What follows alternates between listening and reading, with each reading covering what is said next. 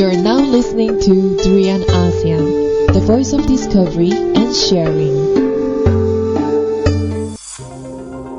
The Durian Heat, bringing big ideas and critical opinions in Southeast Asia. Hello, welcome to Durian ASEAN. You're with Gowri here today, and we are going to be discussing a very interesting topic about the COP21 that's happening in Paris. And right here with me, I have two people who's going to help me through the discussion. And I have, of course, Yasmin, president of EcoNights, joining us on the phone today. Hi, Yasmin. Hi, good morning, Gowri. Hi, thank you for joining us. No problem. And we also have Ling, who is a journalist who has also been following and documenting COP21. Hi. Hi, Gowri. Good morning. Hi, thanks for joining us today as well. So maybe we can start with Ling. If you can tell us a bit about COP21, what is the whole purpose of having this in the first place, and what is usually discussed? Okay, so this COP process, actually, COP stands for COP, Conference of Parties. Mm-hmm. It's actually a gathering of almost all the governments in the world to talk about how to deal with climate change. Mm-hmm. It has started in 1992, and it has been going on now until 2015. It's been a long process. Okay, and this year's COP21 is of course happening in Paris, and most of the world leaders are over there at the moment. The highlight so far has been carbon dioxide emission, of course, that contributes to climate change. But speaking of climate change itself, do you think Malaysia is taking climate change seriously? It depends when you talk about Malaysia. Are you talking about the Malaysian government or the Malaysian public? Okay. Or Malaysian businesses? Let's start with the government. Okay. The government has actually came out with a climate change policy, a national climate change policy. Mm-hmm. The Ministry of Natural Resources and Environment is supposed to be the implementing ministry. Mm-hmm. But I think what is lacking so far is because to deal with climate change requires a collaboration of ministry, like the Ministry of Transport to promote urban sustainable transport, and like with the Ministry of Energy and Water to make sure that we are making more the transition to renewable energy. So this collaboration between ministry, from what I observe, is lacking now. Okay. And although you mentioned that there's a policy, I think not many people are actually aware about this policy in Malaysia. And speaking of that, what about the youth of Malaysia, the young people, the general public? What about their awareness when it comes to climate change? I think for the young people, it has been increasing over the years. When I started to know about this climate change issue, it was in 2009, so it was 6 years ago. And then I was involved with the Malaysian Youth Climate Justice Network, and the same group of people now has morphed into organizing Power Shift, and this Power Shift Malaysia collective has been growing over the years. And you mentioned that some of them are actually at COP21 at the moment. Yes, exactly. We have 7 people, actually 6 young people, and one of their mentors. He is Adrian Yeo. He's also the Climate Action Network Fellow. So they are all at COP21 now, tracking the negotiations on behalf of Malaysians. Right. And how did you manage to get these young people together and work with them? So we have this training every year, 3 days of training for any young people interested in understanding climate science, to get to know how to communicate climate change, and also understanding what can young people do about this. And Yasmin, I think you giggled a bit when I asked about what the government is doing about climate change. Maybe you have something to say about that. Well, following up to what Ling said, rightfully we do have a climate change policy. However, I think 2 key things I feel are missing.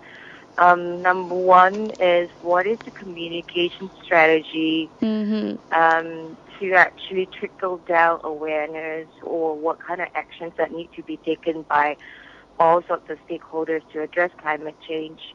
Because climate change, I mean, it's everyone's problem. It's not really a singular government problem. So as we know, climate change is induced by man-made activities. So that part, I think, is seriously lacking in terms of what is the collective effort taken in this country. So you see, probably in my experience, I probably see more NGOs or more UN-related kind of organizations actually being very active in social media, and either having infographics or animations about climate change. The second aspect, which Pei-Ling also started off with, how do you integrate this policy into other ministries? Because, again, the Ministry of Natural Resources and Environment normally gets the heat because they are the Environment Ministry.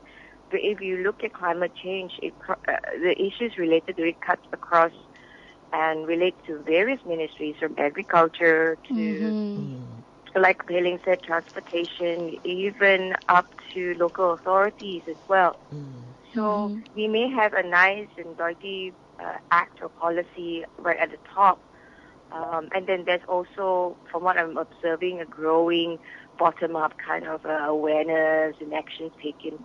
But we have still yet to meet a middle ground that's like integrated, a middle ground that can make a bigger impact. Yeah. But I think I also read a few articles saying that, well, climate change could just be a hoax. And of course that sounds a bit off, because we do feel like it's getting hotter every day, and well, we also have the haze problem every single year, and it's getting worse and worse. And also there are more and more cars on the road and all.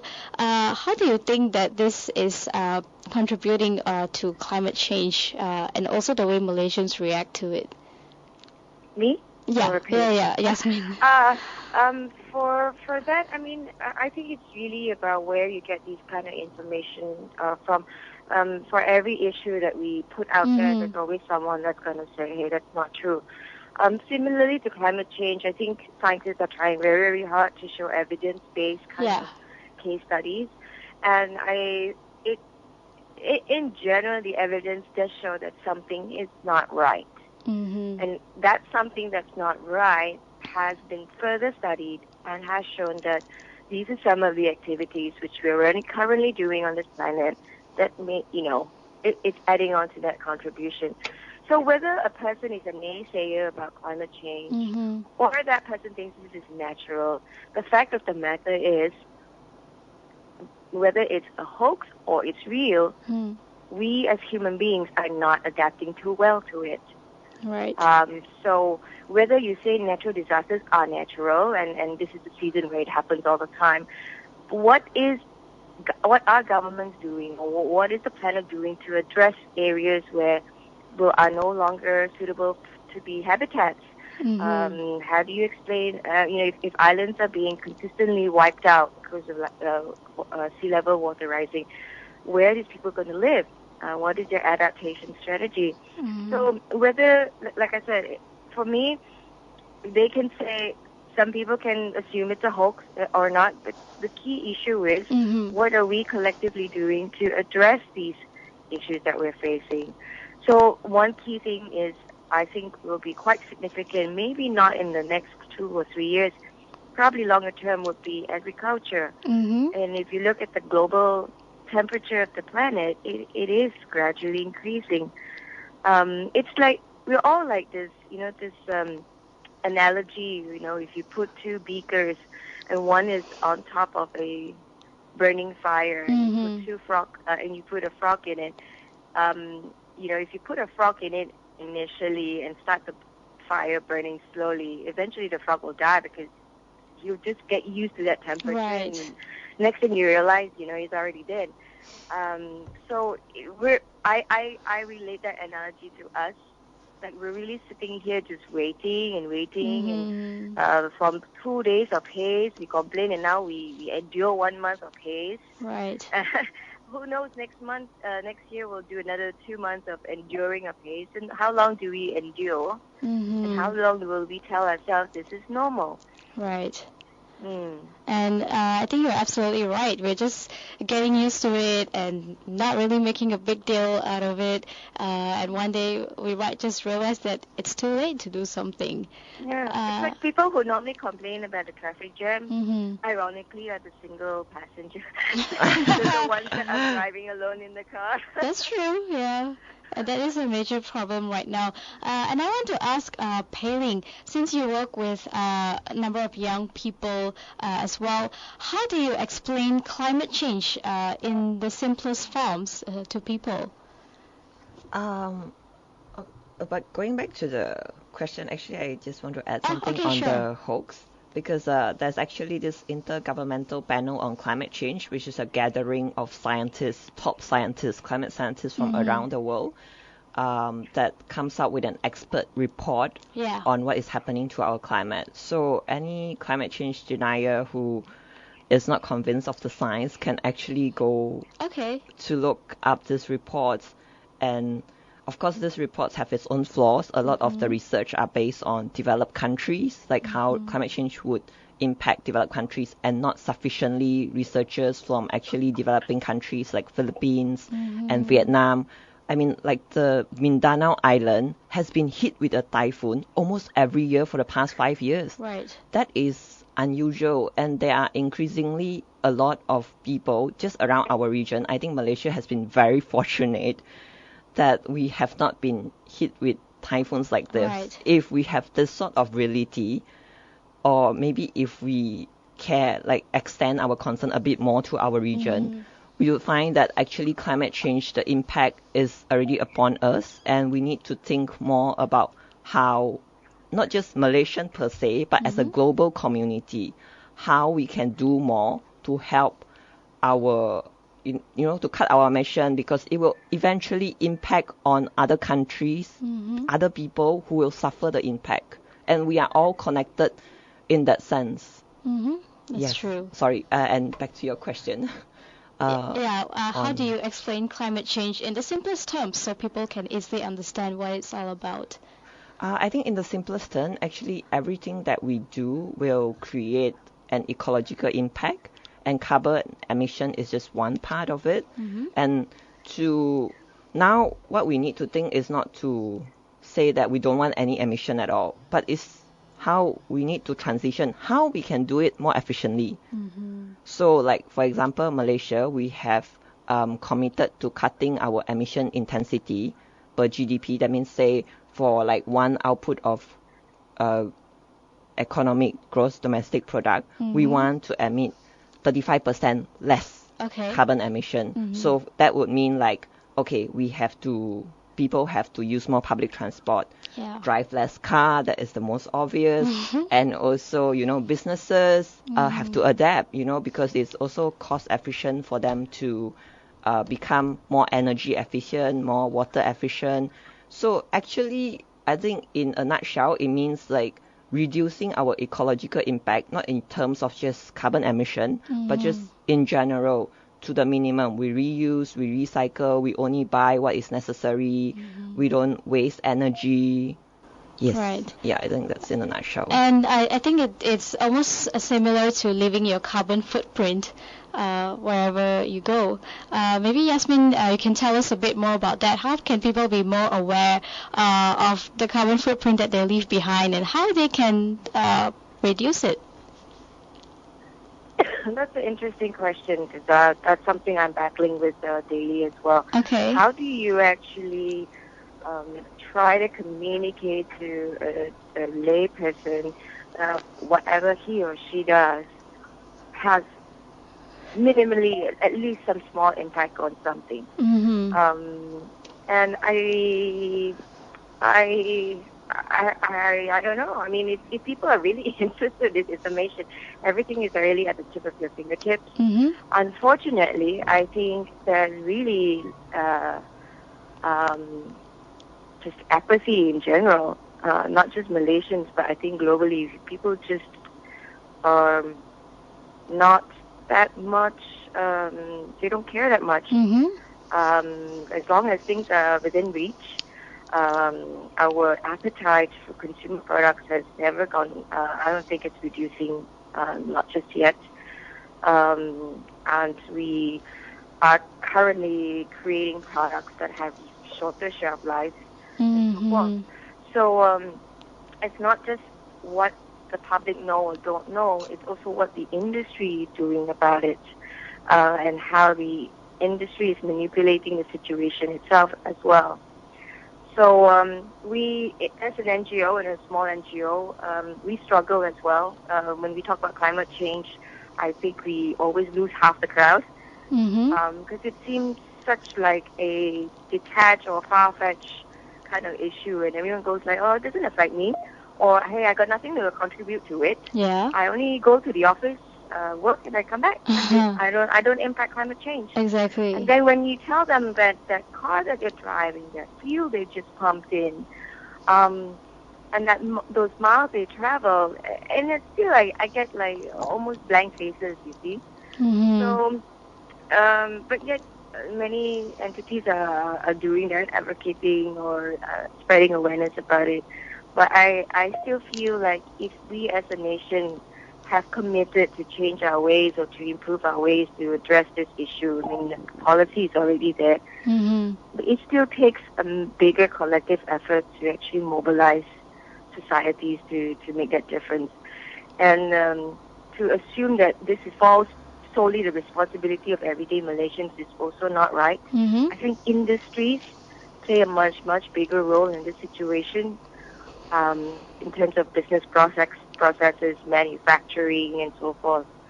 So, like I said, it has to be a very integrated approach to address climate change in the national level.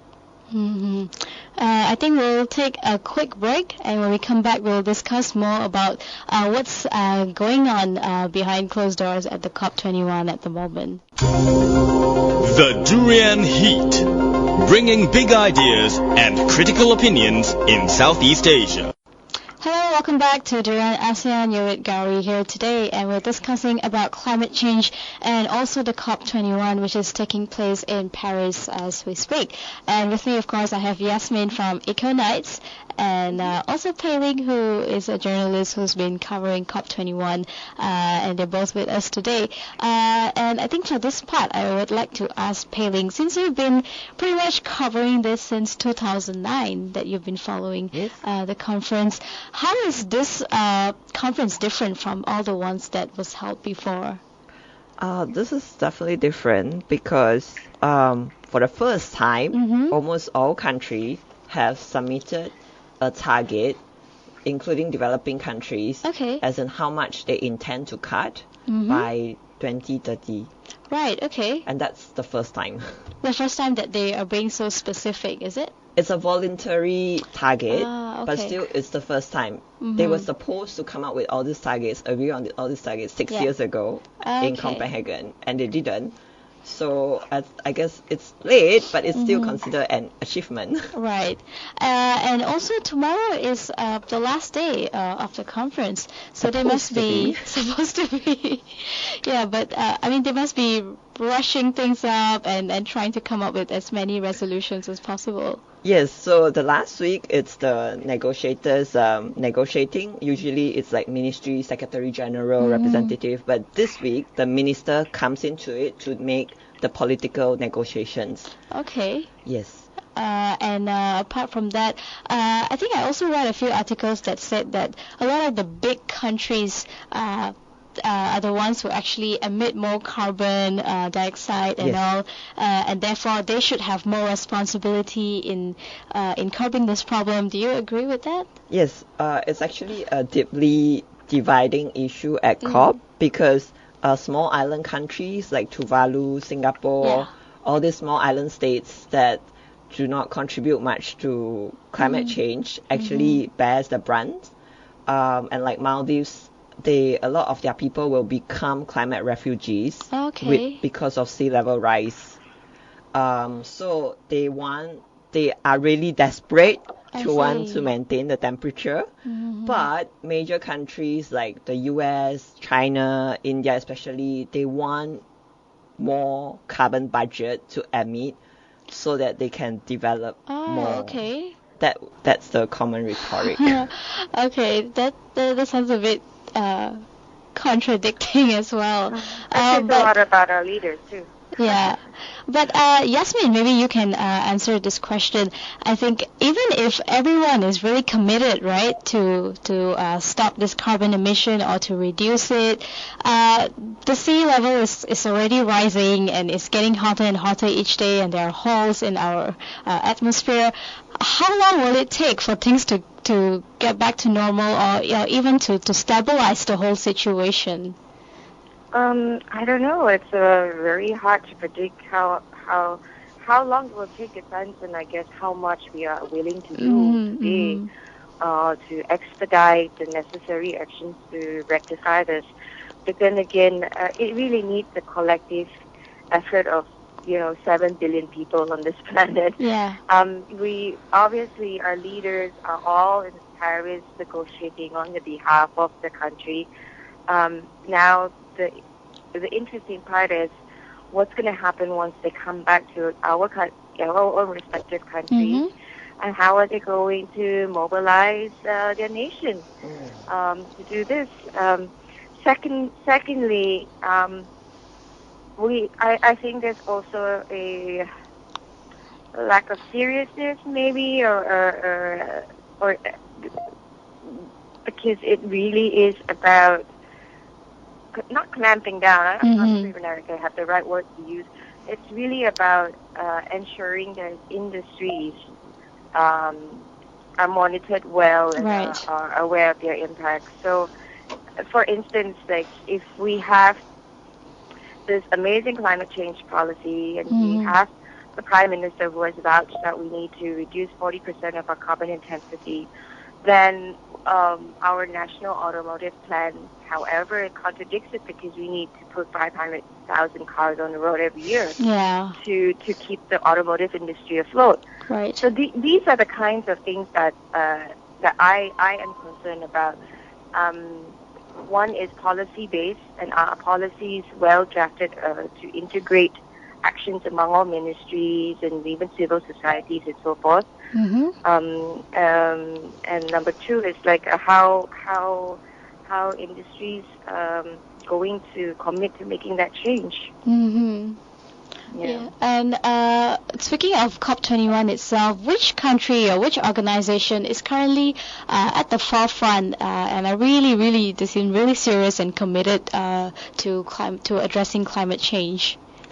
Actually, there are a lot of major organizations like WWF, Greenpeace, 350.org. They have been tracking the negotiations, a lot of them since 1992. Okay. And actually, credit to the UN system, they actually has youth constituency, they have indigenous people's constituency, they have farmers constituency. And so all these civil societies groups are actually given a space to give an intervention, to tell government, to lobby government delegates at the UN itself. Right. Yes. And speaking of that as well, do you think that these organizations are doing enough? Is there something else that you think, or any other way that they could be approaching climate change? I think these organizations have been doing a lot and they have been trying their best. I think it can be, although progress sometimes comes very slowly and very frustratingly, I think one positive thing that I note over the years is that more and more business are becoming more concerned about climate change. Right. Like a lot of major, even like local companies like DG, they have come out with a emission target, like they want to use renewable energy by how many percent, they want to cut their emission by how many percent. So we actually have individual companies that are coming together, forming a coalition, for example, at COP, to say that, hey, governments, we want to cut carbon emission, but you need to give us incentive, you need to give us a clear policy direction, you need to have a strong political deal that will reward good businesses who are taking the extra step to become more carbon efficient. Right. So there's no such thing yet being implemented, as in no incentives being given to companies who are actually conscious about their carbon emissions. There are talks about this, I think. Implementation-wise, not there yet. I mean, the Ministry of Natural Resources and Environment has the Carbon Award, which is really a program to encourage the corporate side to voluntarily, and that's the key word, voluntarily provide information about their carbon emission and what are the steps that they are taking to reduce their carbon emission. So it's a very kind of comprehensive program. However, pickup rate is quite low. Not many industries are aware of such things. So again, it's really about communicating and marketing these kind of, these programs are so good and so vital for the country and planet. Right. Then we really need to start pushing it through. Secondly is, I think they're still working out on the tax incentives to reward back these companies that are taking all these positive steps. So I just personally wish it would happen faster. What I'm frustrated about is there's a lack of urgency. Okay. And since COP21 will be wrapping up soon, maybe Yasmin, you can tell us first about what do you really expect to hear at the end of the conference in terms of addressing climate change? I hope. Obviously, I look forward to some kind of joint consensus that all the leaders. These are really bright and smart people that are representing our countries there. So I really hope that whatever consensus they come up with, it's something that more countries would support and work harder on the ground. Politicians come and go, leaders come and go, but we stay on. So I think this year, leading up to COP, the French embassy also had a community dialogue. Okay. And I think this is the first time they took the initiative to have a worldwide view from communities. So I think maybe 80 countries participated, and each country, hundreds and thousands of communities had their voices recorded about what they felt about climate change. And I believe this was the first time ever where communities could contribute to COP21. So I'm interested to actually look at the kind of information data, and hopefully there's something for a community member like you and me to start to embark on. Okay. And Pei Ling, I think as an ordinary citizen or as a member of the youth, what can people do in their daily lives to just reduce their carbon footprint, or just do their part in not contributing to make climate change even worse? I think there is a pros and cons in focusing on the individual, Okay. because climate change is a global problem. It's not even a national, it's a global problem. And for those campaigns like Earth Hour that ask the individual to turn off their lights for like a night or an hour, that's really noble awareness raising initiative. And I think like for self-motivated citizen, they certainly can look up information on their own, like how they can reduce their carbon footprint in their personal lifestyle. But I think what we really need with climate change is like paradigm systemic shift. Okay. Individual changes is just not going to be sufficient. We need like all those NGO, a small group of committed people to keep. You can use carrots, you can use sticks, like both methods to keep lobbying governments and industry. This is the reality on the ground. We need to do something about climate change. It's not going to go away just because you try to pretend that it's not happening. Yeah.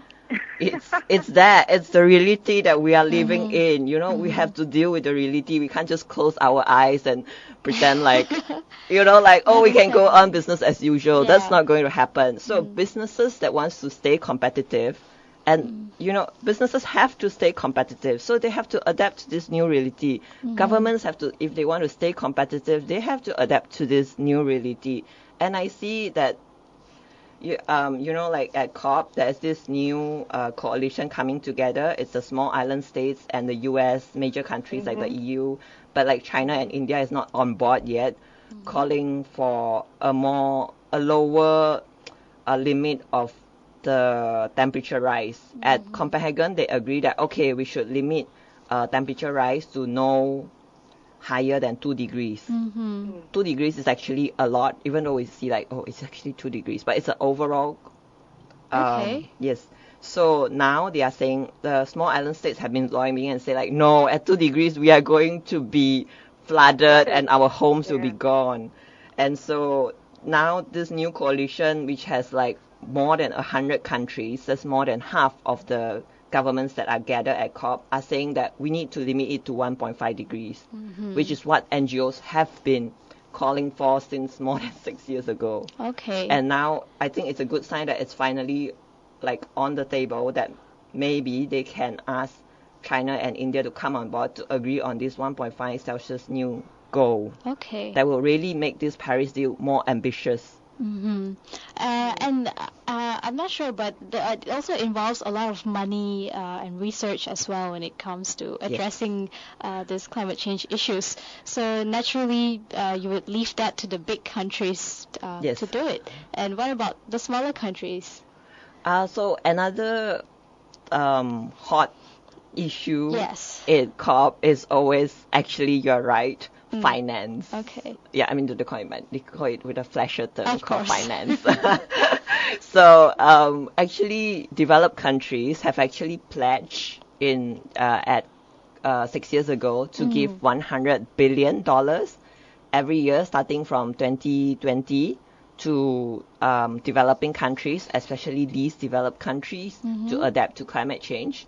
So far, they haven't, the sources, when they count the money, it's not up to 100 billion yet, but that's the pledge by developed countries, rich countries. And even China has also pledged that, okay, we will chip in some money because China is rich now. Okay.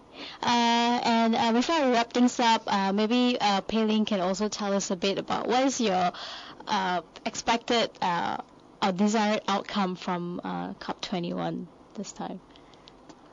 I really hope the leaders can come together. I mean, they have disappointed us. I was really, really disappointed at COP 6 years ago. Okay. But this time, I know major countries like Obama really wants to leave a legacy behind, and even China has softened their stance. So I really, really hope they can come together in a spirit of common humanity. Okay. Yeah, Right. and agree on an ambitious deal. And also, like Yasmin said just now, not just at COP, when they come back, they really implement what they promised at the conference. Right. Okay, and I think that wraps up our discussion for this morning. Thank you so much, Yasmin, for joining us. No problem. And Thanks. also, Pei Ling, thank you for your insights on COP21 and climate change this year. Thank you very much.